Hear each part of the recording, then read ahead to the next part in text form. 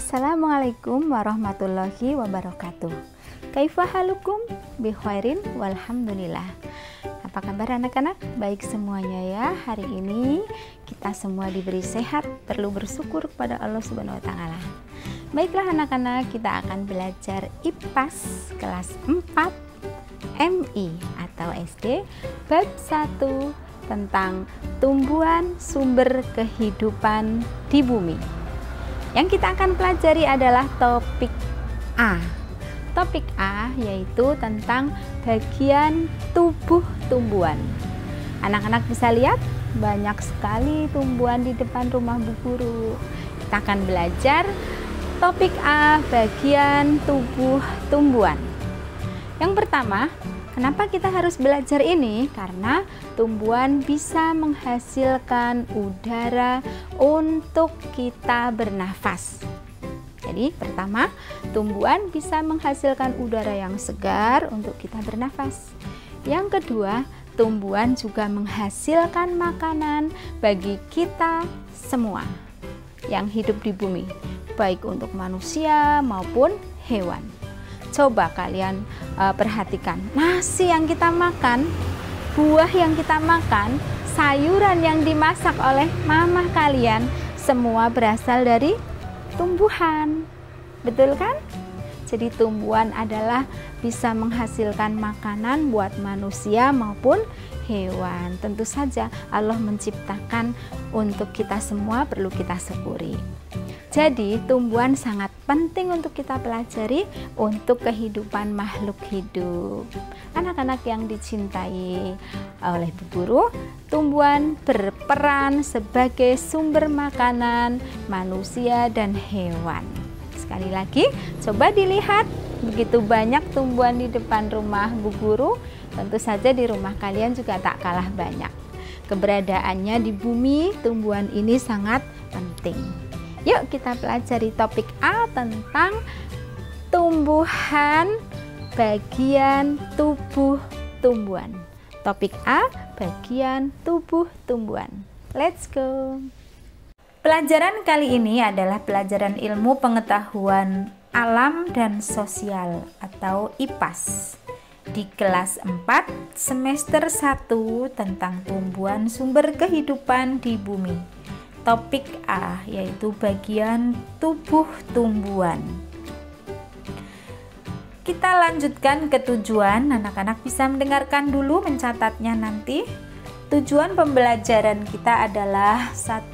Mengidentifikasi bagian tubuh tumbuhan dan mendeskripsikan fungsinya. Yang kedua, peserta didik memahami fungsi dari masing-masing tubuh tumbuhan. Yang ketiga, kalian bisa mengaitkan fungsi bagian tubuh tumbuhan dengan kebutuhan tumbuhan untuk tumbuh dan mempertahankan diri serta berkembang biak. Oke, fahim tuh? Baiklah anak-anak, kita sama-sama melihat gambar yang ada di depan sini, yaitu tentang bagian tubuh tumbuhan dan fungsinya. Yang pertama, Bu Guru akan jelaskan akar. Akar adalah untuk menyerap air dan nutrisi dari dalam tanah, juga untuk menopang tumbuhan. Yang kedua, kita lihat batang.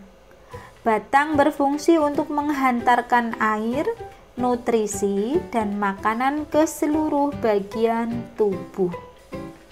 Selanjutnya ada daun. Kalian lihat daun, yaitu tempat tumbuhan membuat makanan. Makanan ini dibutuhkan agar tanaman bisa tumbuh sehat.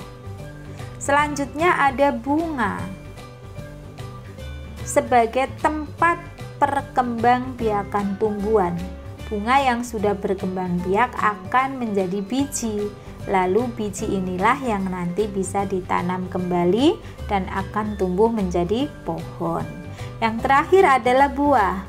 Buah adalah tempat menyimpan cadangan makanan dan melindungi biji di dalamnya. Baiklah, kita lanjutkan ke refleksi. Apa saja bagian tubuh tumbuhan? Yang kedua, bagian mana dari tumbuhan yang berperan untuk bertahan hidup dan melindungi diri? Yang ketiga, bagian mana dari tumbuhan yang berperan untuk tumbuh? Yang keempat, bagian mana dari tumbuhan yang berperan untuk berkembang biak? Jawabannya kita bisa lihat sama-sama, yaitu yang pertama, dari pertanyaan pertama, bagian tubuh tumbuhan adalah akar, batang, bunga, dan buah. Yang kedua, bagian tumbuhan yang berperan melindungi diri adalah akar, batang, dan juga duri. Yang ketiga, bagian tumbuhan yang berperan untuk tumbuh adalah akar, batang, dan daun. Yang terakhir, bagian tumbuhan yang berperan untuk berkembang biak adalah bunga, yang terdiri dari putik dan benang sari. Putik sebagai betina dan benang sarinya sebagai jantan. Fahim tuh? Baiklah, kita sekarang akan belajar mengenal akar lebih jauh. Kalian lihat di sini ada dua gambar akar. Satu akar serabut, satu akar tunggang. Akar serabut adalah dari pangkal batang terbagi menjadi akar-akar cabang yang ukurannya lebih kecil. Sedangkan akar tunggang adalah memiliki ukuran utama dari pangkal batang yang lebih besar. Pada akar utama tumbuh akar cabang yang ukurannya kecil-kecil. Bisa ya dibedakan? Baiklah, kita lanjut. Kalian lihat gambar apa ini? Ada gambar wortel. Akar juga bisa menjadi tempat menyimpan cadangan makanan bagi tumbuhan seperti wortel. Tanaman ini menyimpan cadangan makanannya di dalam akar. Jadi, jika kalian memakan wortel, itu sebenarnya kalian memakan akar loh. Tapi jangan khawatir bahwa akar yang kalian makan berupa sayuran wortel ini adalah merupakan sehat.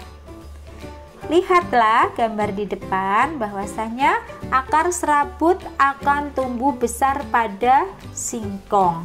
Bisakah kalian melihat perbedaannya dengan wortel? Nah, sekarang kita akan pindah ke manfaat bagian tumbuhan bagi manusia. Pertama, manfaat bagian tumbuhan bagi manusia. Satu, sebagai sumber bahan pangan. Kedua, sebagai bahan perabot rumah dan bangunan. Yang ketiga, sebagai bahan obat-obatan dan jamu. Yang pertama tadi sebagai sumber bahan pangan, seperti yang kalian makan tiap hari, ada nasi, sayur, buah, itu berasal dari tumbuhan.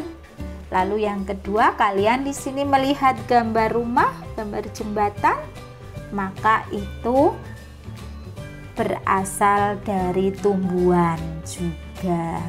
Lalu yang ketiga di sini yang terakhir, bahwasanya sebagai obat-obatan atau jamu, bahwasanya tumbuhan bisa menghasilkan obat seperti tumbuhan minyak kayu putih menghasilkan minyak kayu putih, ada kunyit, asam, kencur, itu bisa digunakan untuk sebagai jamu.